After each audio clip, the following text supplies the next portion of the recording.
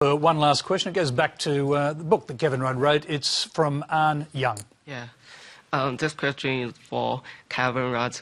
And did your challenge and difficult childhood contribute to your ultimate success by providing lessons and, to some extent, solutions to life's problems? Yeah, that's my question. Oh, okay. Well, thanks for the question. I think a lot of people had a few challenges in childhood. I don't know much about the panel, but yeah, look, I mean, I had actually a very good childhood, first 10 years. On a farm, had a horse, rolled around, lots of animals, you know, chooks, everything. It was good. And then, not uniquely, my father was killed in an accident. I'm sure there's a whole bunch of people in here who lost one of their parents early in life. But these were reasonably bleak times in Australia. There wasn't much by way of what you described later on as social security. So I think it was certainly a fueling experience for me to explore what was just and unjust in life. I came from a non-political family. If mum and dad never discussed politics, they all voted Country Party, they all read the Queensland Country Life, and it was just not on the table for family discussion. But there's something about that in my own case and the impact it had on my mum. I thought, this is just crook, you know, got to do something about it. Did it leave a kind of anger in you? Anger/determination that this is just off. You know, when someone loses the breadwinner and there is no money and you don't have anywhere to stay, you should have a society which actually cares for people under those circumstances. So I didn't know what the word social justice was as an 11-year-old. I had never heard of anything called the Labor Party. I never met anyone from the Labor Party. They would have been drummed out of town at least 30 years before.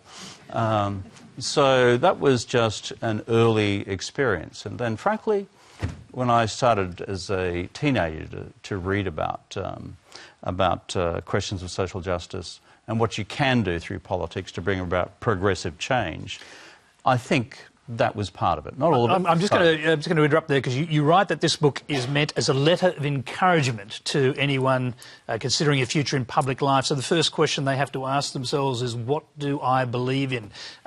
Is there a correct answer to that? Because what do I believe in leads to Tony Abbott, it leads to Kevin Rudd, coming from completely different perspectives, changing society in completely different ways. No, this is, I say at the beginning of the book, this book is intended a letter of encouragement for those seeking to pursue a future in progressive politics. And you're uncertain about some of your beliefs. You're uncertain whether you've got the guts to do it because there's a lot of scar tissue to be had on the way through. I've had a bit. Or the point that both Judith and Alan have raised this evening, this growing despair across Western democracies as whether politics matters anymore and whether it actually has a capacity to deliver. So my overall message of this book is it does matter. There is a lot of ugliness associated with the process. It's really ugly. And a lot of people get damaged who are part of the process. But, you know, if we didn't have predecessors who actually lined up and said, you know, we should have safe working conditions, we should have laws which govern the workplace, we should have a fair wage, we should have a universal health insurance system which we call Medicare, we should have something even called paid parental leave. It's the accumulation of these things over time. So my message to people, including action on climate change, we've now got a mandatory renewable energy target, which takes us from 5% to 20% of total electricity supply. None of these things are perfect, but the cumulative effect of the project over time is a worthwhile one. So hence I encourage young people who have a passion about this, go for it.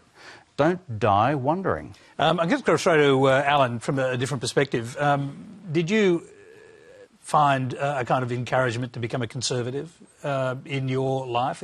What is it? He found this passion to lead a life in progressive politics. You've gone in a different direction, although some evidence tonight suggests you may be twisting around a little bit. I think that, no, I think that people imagine that the gulf is greater than it really is. The one thing I'd just like to say, and I hope you don't feel, Tony, I'm not answering your question, I think the great lesson from Kevin Rudd, you've got to forget whether you agree with policy, whether you're Labor or whatever you are.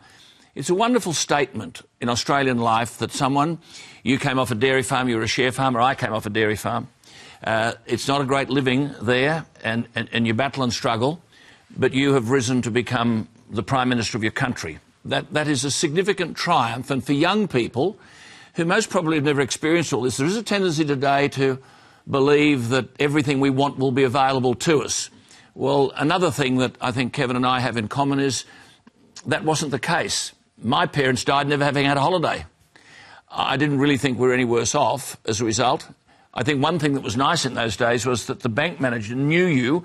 He was a person. You weren't referred to head office in Sydney. But for people in Australia who see Kevin Rudd as a bloke from the bush in Queensland, a tragedy of the death of a father, that's not easy in any family. And then you've got to feed yourself, and mum's got to get a job, and he goes to boarding school and doesn't like it. These are good stories, and there are a lot of them.